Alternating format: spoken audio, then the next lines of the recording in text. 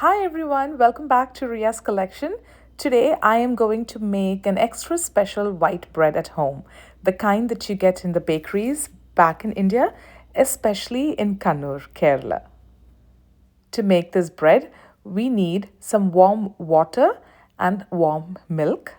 We also need some yeast and some sugar. I'm using my stand mixer to make this dough. So into the bowl of my stand mixer, I am going to add warm milk and water mixture,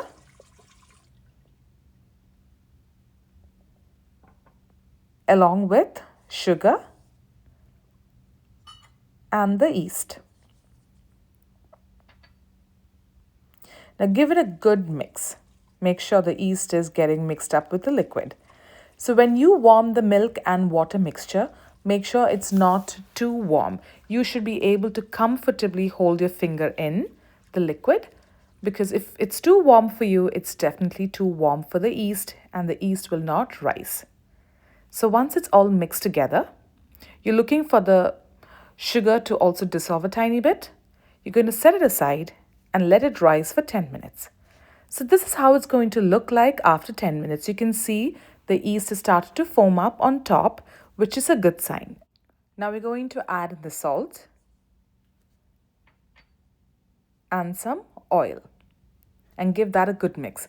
So if the yeast didn't foam up that way, it can mean that the water was a little too hot for the yeast and that the yeast has died. So you'll have to restart it. So make sure you maintain that warm temperature. Think of it as a warm baby bath water, okay? Nothing beyond that. If you have a thermometer, let it go until 100 Fahrenheit. So now that's all mixed together, I'm going to start adding in flour. I have used bread flour here, but I have made this bread countless number of times with regular all-purpose flour. So we're going to add flour cup by cup and give it a good mix. So the second cup has gone in. I'm going to add in the third cup now. And from now on, it's going to get a little tight for you to mix it up with your hands. And that's when you're going to move into a stand mixer. Or you could still continue to mix it with your hand. It's just that it's a little more, you need to put in more effort. So if you have a mixer, use that or just use your hand. So now I have moved on to the machine and I'm using the dough hook that came with my machine to mix this wet batter like dough. And I'm going to add in flour cup by cup again. And I'm doing this on a very low speed. This might look like I'm doing it on a high speed because this part of the video has been sped up a little bit. So add 1 cup at a time and mix it up really well. So I have mentioned about 5 to 6 cups of flour for this bread, but depending on the kind of day you're having, if it's a hot and humid day or if it's a dry day, the amount of flour that you're going to use will vary. It also varies by brand. So how do you know how much flour to use? So when you're mixing the dough, like I said, add 1 cup at a time so that you have a lot of control over the amount of flour. And when the dough is mixing up, watch how it's cleaning the sides of the bowl like this. So this is a good indicator that the proportion is right. And also, when you touch and feel the dough, it should be tacky to the touch. It should be soft and stretchy. And when you touch it with your fingers and when you pull your fingers away, it shouldn't leave a trail of wet dough. It should be like slightly sticky to the touch. This will ensure that the bread is nice and moist and soft and not dried out. So I have mixed this dough for about 5 to 8 minutes at this point.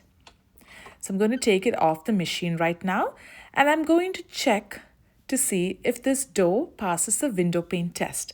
So take a small ball of dough like this and let's stretch it out gently. And you need to stretch it out to a very thin film-like consistency. And if it doesn't tear, as you can see, it's very thinly stretched right now. It's not tearing.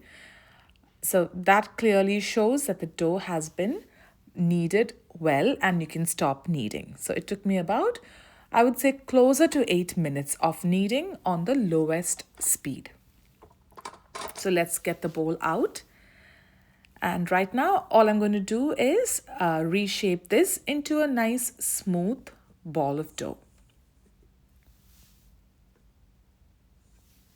It's very soft and supple.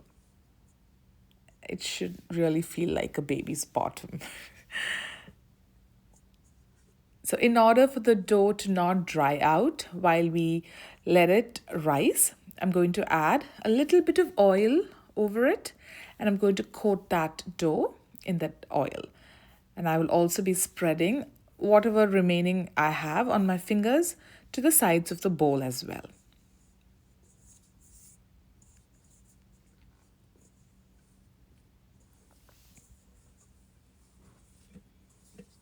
You don't need a lot of oil, just a very thin coating is enough. So now that it's all well coated, I'm going to let it rise. And so before that, I'm going to cover it with a clean tea towel, and you can set it aside in a warm place. Like if you have a very sunny window, leave it there, okay? So how do you know the dough has risen fully? Just look at that. It's risen almost like 3 times of its volume from what it was before. And when you poke a finger in, and if the hole doesn't close back on its own right away, you can clearly tell that the dough has been proofed really well.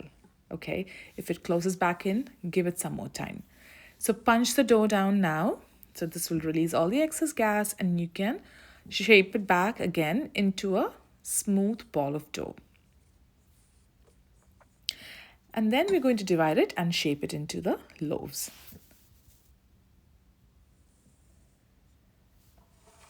So I have 2 rectangular tins here. I have added some oil in it, and I'm going to spread it on all sides with a brush. So it measures 8 on the longer side, 8 inches, and 5 inches on the shorter side. So this is a usual loaf tin that I use to make my breads and also my cakes.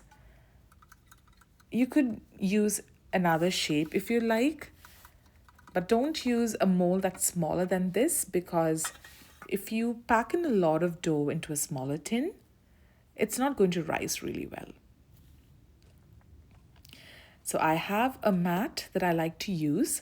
This is just to protect my countertops from being oily and greasy. Yeah, it's just a silicone mat that I bought. So I'm going to dump the dough out.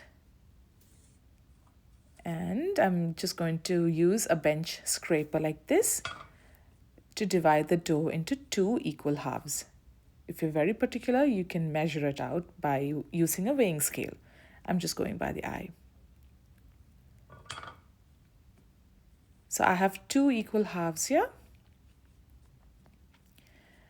I'm just reshaping it into a almost, kind of a log shape so that when I roll it out, it's easy.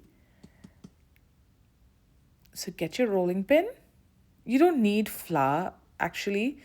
If you were to use a lot of flour, it means you didn't really mix the dough well.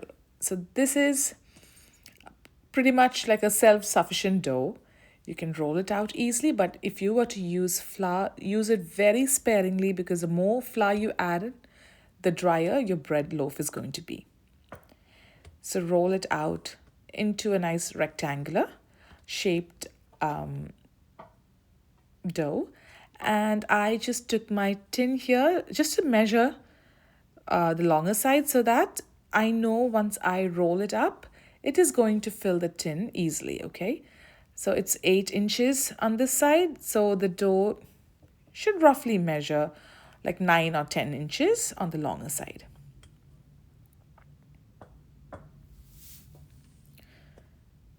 I just turned it the other way because, as you can see, the other side is a lot of creases and I want to have a nice smooth top.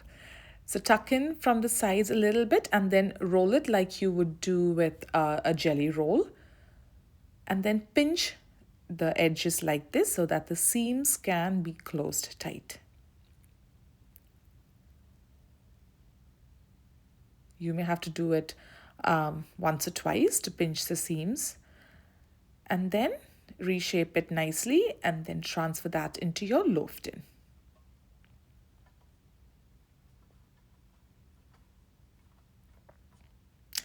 And I will continue doing the same with the remaining dough, and I will transfer that into the second loaf tin. So roll out your dough into a nice long rectangle.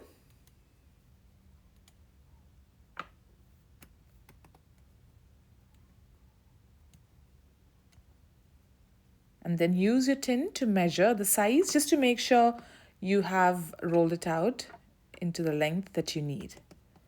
So it looks almost right. I feel it's a little thick here and there, so I'm just rolling it out once again to even it out.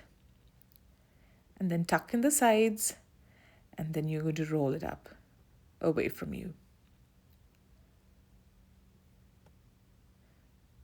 You're going to pinch the seams together tightly, and then transfer it into your second loaf pan.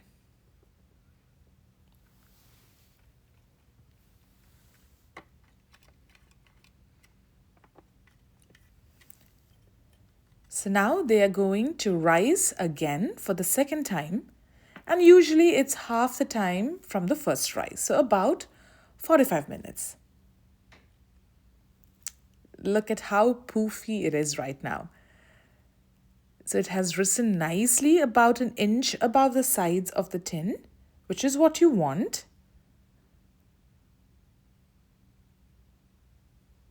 And now I'm going to give it a brush with some heavy cream. You can skip the step, but I like to do this just so that it browns evenly and you have a nice crust also on top. You can do this with regular milk as well, or you can mix a combination of eggs and milk, eggs and water, or egg yolks and milk, egg yolks and cream. The combination is up to you. If you use egg yolks alone, it's going to give a very dark color. I like a nice golden brown, so I'm just sticking with the heavy cream. And if you don't want to use it, you can skip the step totally. And now I'm going to bake these loaves at 180 degrees centigrade or 350 degrees Fahrenheit for 30 minutes. The loaves have been baked and they look beautiful. And I love the color on top. And how do you know if it's done? You just need to tap on the top, and if it sounds hollow, you know your bread is fully baked. I'm going to smear some nice salted butter on top. It gives a good shine and it also makes the crust even more soft. The step is completely optional, but I always do it. And I love my salted butter as well.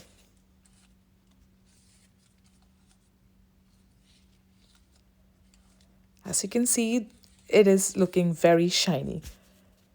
And now I'm going to take it out of the pan. And this is done right away, okay? You're not going to let the loaves cool in the tin because there's a lot of steam in there and it's going to leave a lot of condensation. So pull it out as soon as you can. And be careful, it's steaming hot right now. So once it's out, I'm going to leave it on the cooling rack to cool completely. But I rarely do that because I love slicing into a nice hot bread, because back home in Kannur, we get to buy these fluffy, soft breads around 10:30 in the morning at bakeries, and they're super hot, and when you just bite into it, it's like heaven. So yeah, if you have the patience, let it cool down. I think they look beautiful and they're so fluffy and soft, and I think I'm ready to dig in. You can also cover it with a tea towel like this so that it retains its moisture. So always use a serrated knife to slice into breads like these because it's going to give you a very clean cut. So gently in a sawing motion, cut into the loaves, and the thickness of the slices is totally up to you. And look how pretty it is inside. It's actually steaming hot right now. I have kept the second loaf aside for it to cool down completely. Can you see the steam come out? This is my favorite way of eating breads, like hot bread, straight out of the oven. Look at the structure inside. It is so plush and soft, just the way you get it in bakeries back home without all the extra additives and preservatives and things like that. So here you go. My fluffy homemade white bread is all ready to be enjoyed. I really hope you guys give this a try at home. And my favorite way to eat this bread is to slice them into thick, fat slices straight out of the oven, cutting into a warm bread. It's a whole experience on its own. And then I like to slather it thickly with some nice salted butter. And depending on the day, I sometimes like to use a little bit of fruit preserves or jam also along with it. I hope you enjoy this bread and I will see you in the next video. Until then, bye.